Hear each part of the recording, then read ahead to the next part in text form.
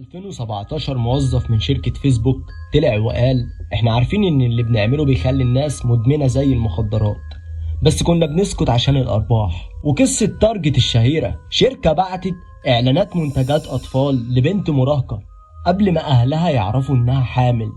وتجربة ستانفورد 1971، ازاي الطلبة اتقسموا سجان ومسجون، وحرفيا الدنيا اتقلبت ساعتها. لما اكون قادر ازرع لك فكرة من غير ما تاخد بالك، هل لسه عندك حرية؟ تعال نعرف ازاي كل ده حصل وبيحصل وهيحصل.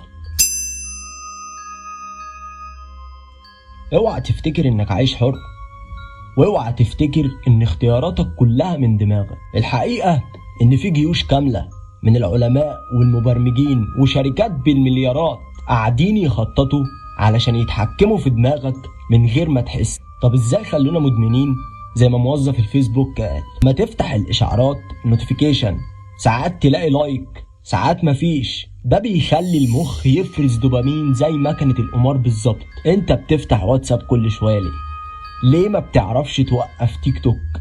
مش صدفة، ادمانك مش غلطة، ده مصمم، وانت مجرد فار في تجربة ضخمة. الاولاد اللي اتقسموا سجان ومسجون، ده بيثبت ان بيئتك قادرة تغير تصرفاتك من غير ما تحس. لما يوروك كلمة خوف بسرعة كبيرة، مزاجك كله بيتغير من غير ما تدرك. الالوان، الازرق يهدي، الاحمر يثير، الاخضر يدي امل، وده بيستخدم في كل اعلان او حتى تصميم زرار باي ناو. العقل مش دايما واعي، العقل ممكن يتبرمج وانت فاكر انك دايما حر. النهاردة شركات التكنولوجيا عندها سلاح اقوى من اي وقت مضى. دراسات بتقول متوسط تركيز الانسان دلوقتي بقى اقل من تركيز السمكة 8 ثواني بس. ده مش طبيعي، ده نتيجة تصميم واعي. اللي بيتباع مش منتجات، اللي بيتباع انتباهك، واللي يملك انتباهك يملكك. تخيل معايا انت ماشي في الشارع بعد 5 سنين، كل يافطة، كل اعلان، كل شاشة كبيرة حواليك عارفة انت مين، عارفة انت بتحب ايه، وبتخاطبك انت شخصيا. الصين دلوقتي بتستخدم نظام التقييم الاجتماعي، اي حركة بيعملوها هناك بتتسجل، ولو درجاتهم نزلت ممكن ما يركبش القطر تاني وما ياخدش كارد. وفي شركات عالمية بتجرب نظارات ذكية تقدر تعرض لك اعلانات بناء على اللي عينك وقفت عنده. فيسبوك ميتا كانت بتعمل مشروع يعرف مشاعرك من مجرد حركة ايدك او من ملامح وشك وانت لابس نظارة VR.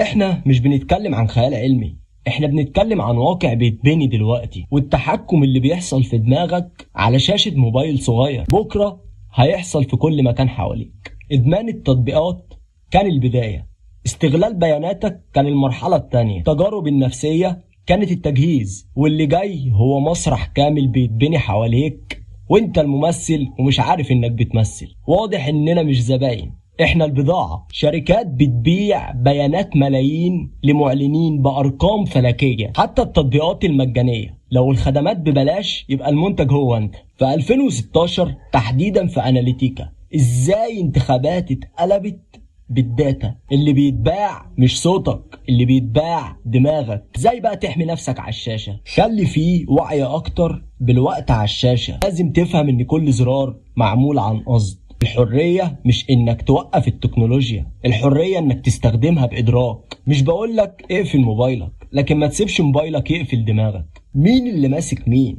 انت اللي ماسك الموبايل ولا الموبايل اللي ماسكك؟ انا مش بقولك تسيب السوشيال ميديا ولا تبقى راهب في الجبل، لكن لو ما فهمتش اللعبة هتفضل تلعب طول عمرك ككارت في ايد غيرك. وفي النهاية الحرية مش انك تختار، الحرية انك تبقى واعي انك تختار.